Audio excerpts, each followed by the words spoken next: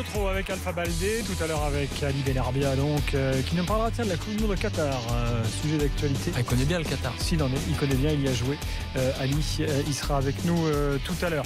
Benoît Boutron, Mexique, Nouvelle-Zélande, à la Coupe des Confédérations, il reste moins de minutes. Exactement, 7 minutes à jouer dans le temps réglementaire. Le Mexique qui mène 2-1. Les buteurs mexicains, je vous les rappelle, Jiménez et Peralta. C'est Wood qui avait ouvert le score pour la Nouvelle-Zélande. Et pour l'instant, le Mexique rejoint le Portugal en tête de ce groupe A. La Russie est troisième avec un point de retard. Et pour l'instant, les Néo-Z, les All Whites, comme on les appelle dans le football. Sauf qu'ils sont en noir ce soir. Exactement, ils sont éliminés pour l'instant de la compète.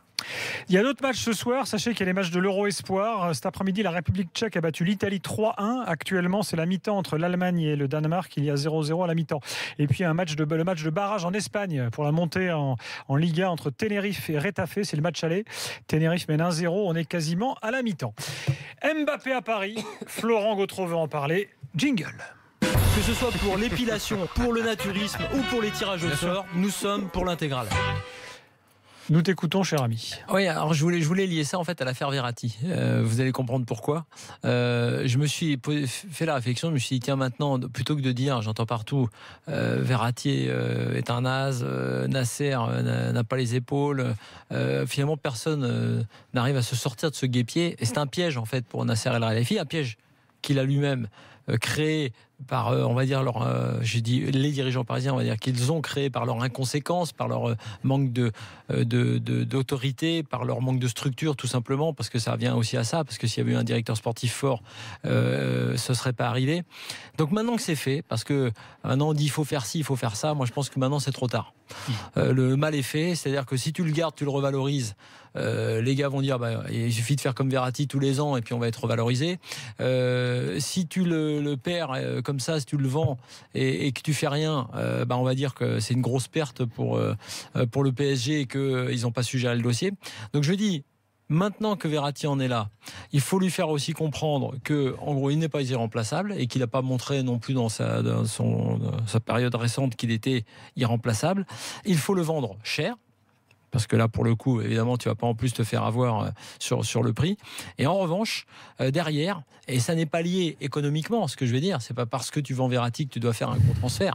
Mais il faut, on va dire, renverser la table médiatique, prendre Mbappé, tout faire pour avoir Mbappé, pas n'importe qui. Je dis pas Cristiano Ronaldo. Donc tu dis si tu prends 100 millions en vendant Verratti, tu peux en mettre 200 sur Mbappé. Mais je dis bien que ça n'est pas lié au fait de prendre 100 millions, de mettre après les 200. Ça joue évidemment quand même, parce qu'ils font pas n'importe quoi, on le sait, les Qataris. Ce que je veux te dire, c'est surtout en termes d'image. C'est-à-dire que là, en gros, le problème du PSG, c'est quand vous voulez un grand coach, vous êtes obligé de prendre le 7e choix avec Laurent Blanc à cette époque-là. Enfin, la dernière fois, quand vous voulez un directeur sportif, vous prenez le 2e ou le 3e choix, même s'il est très bon, parce que finalement ils ont du mal à venir. Quand vous voulez un joueur, ils vous font du bluff pour se faire augmenter dans leur club, comme Neymar et sans doute Cristiano cette année, parce qu'en fait ils n'ont aucune envie de venir, et j'en passe, il y en a eu pas mal comme ça. C'est comme ça. Ils sont pas encore à l'égal des autres. Ils vont peut-être le devenir. Ils ont un problème de gouvernance, ils le savent. Ils commencent à régler les trucs en structurant le club de mieux en mieux avec la cellule de recrutement et avec Antero Henrique. Mais il y a des vieux dossiers qui traînent, comme malheureusement Aurier qui les a plombés aussi depuis le début, comme maintenant Verratti. Donc le meilleur moyen de faire table rase, c'est de dire ok, Verratti, on dégage, on vend, et derrière on fait un transfert qui n'a rien à voir avec l'affaire Verratti, je le répète, mais qui va te faire oublier tout ça, parce que là, quand les supporters, les médias, tous les observateurs, s'ils voient débarquer Mbappé à Paris, là tu dis ah d'accord, là tu fais l'unanimité. D'abord parce que tu prends un joueur que les autres clubs veulent, que les autres grands clubs veulent, comme le Real. Ensuite parce que tu prends un très bon joueur. Enfin parce que tu prends un francilien. Et encore parce que tu prends un gars qui va, en termes d'image, puisqu'il dans sa communication et tout, il est irréprochable et qu'il va sans doute jouer la Coupe du Monde avec les Bleus, qui va te donner un nouvel élan au projet. Donc voilà l'idée. L'idée, elle est, puisqu'ils font toujours aussi du marketing en même temps que du sportif, plutôt que de prendre un Beckham qui était 80% ou même 90% du marketing et 10% du sportif, fais un vrai coup marketing sportif, tu prends Mbappé, tu laisses partir Verratti, parce que voilà, on n'en peut plus de ces histoires avec son agent.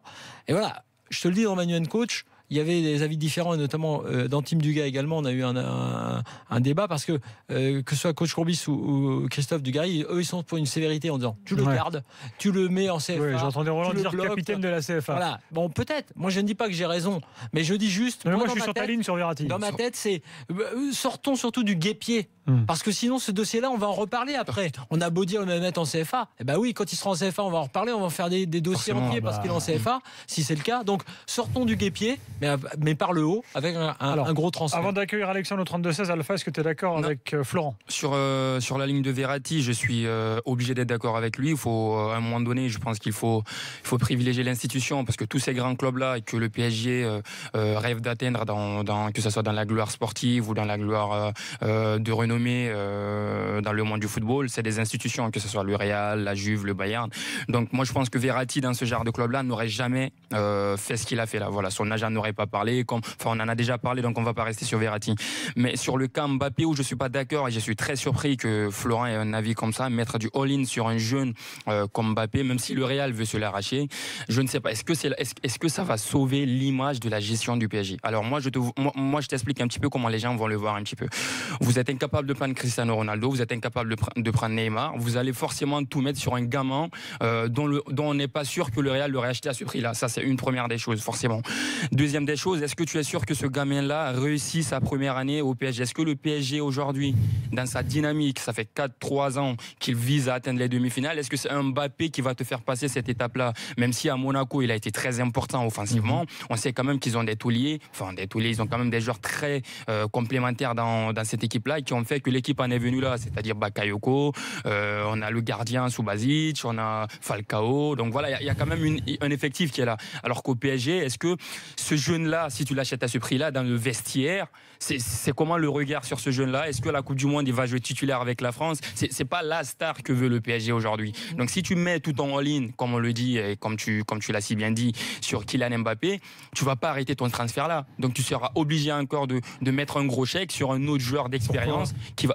Pourquoi? Parce que je t'ai expliqué tout à l'heure, c'est pas Mbappé qui va porter le projet du PSG à Ligue des Champions. Si tu as Di Maria, on a vu ses limites. On a vu ses limites. Di Maria, Cavani, Mbappé.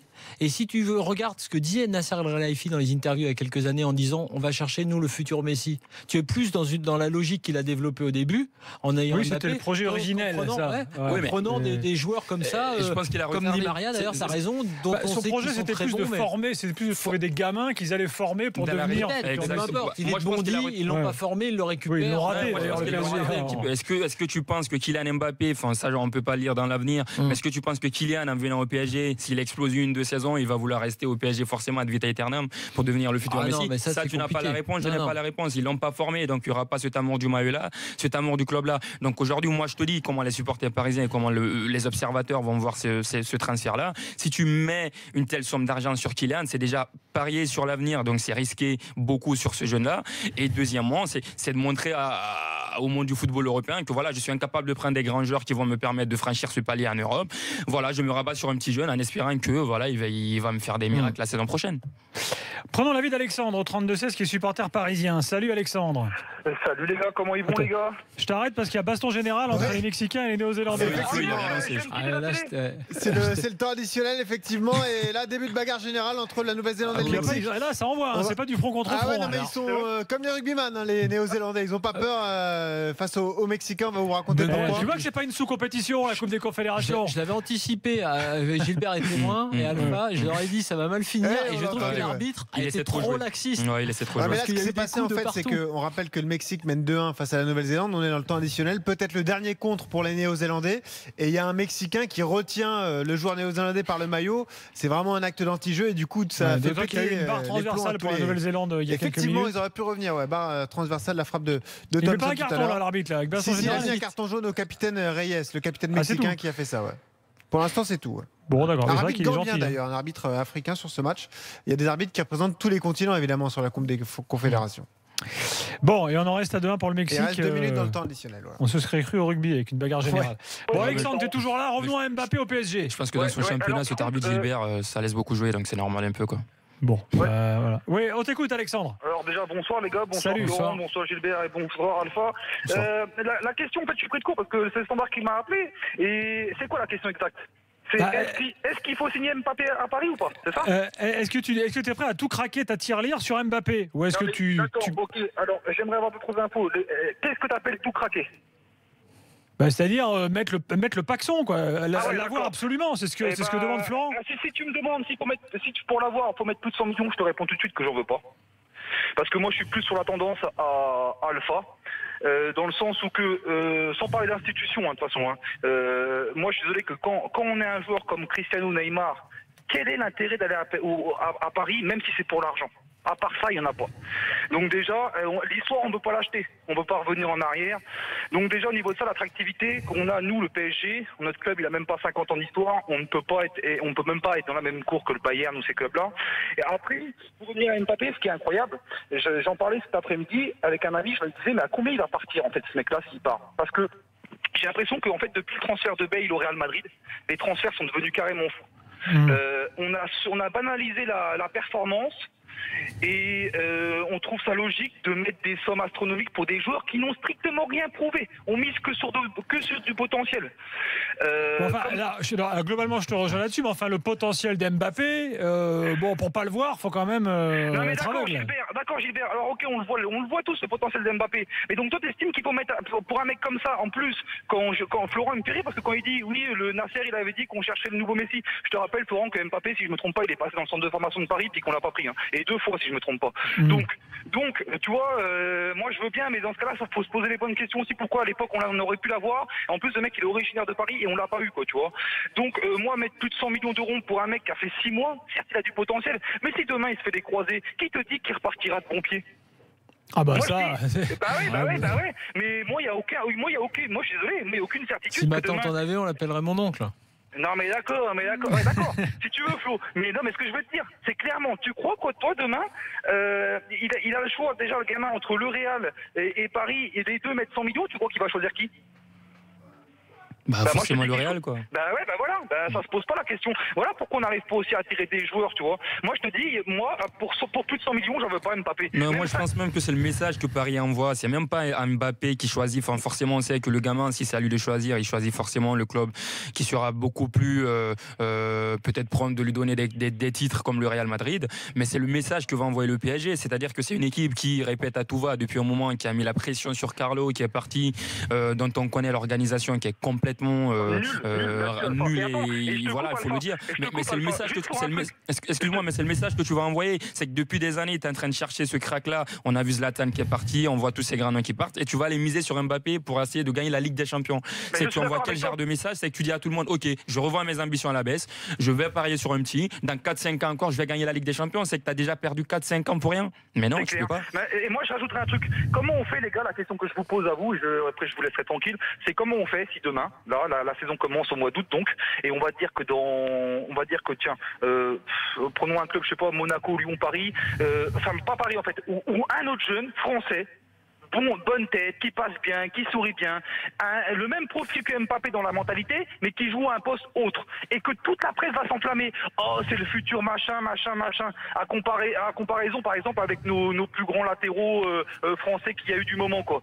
Et donc ça voudrait dire quoi encore? Que Paris va devoir se jeter dessus à tout prix et encore casquer des prix à tout prix. Bon, en fait, toi, tu es un supporter du PSG contrarié par finalement l'aura internationale de ton club qui n'est pas à la hauteur de ce que tu attends ou de ce qu'on en dit souvent. En fait, c'est un peu ça finalement. Oui, mais pourquoi Gilbert? Parce que ça part de quoi aussi toutes ces histoires? Moi, ça part que moi j'en ai bouffé de la merde avec Paris et tout machin. Mais ça, moi je suis content maintenant. Mais le problème, c'est que quand tu laisses passer des trucs, tu vois, j'ai été éducateur pas longtemps, tu vois. Mais quand tu laisses passer des trucs comme par exemple l'histoire Serge Aurier, qui pisse sur l'institution.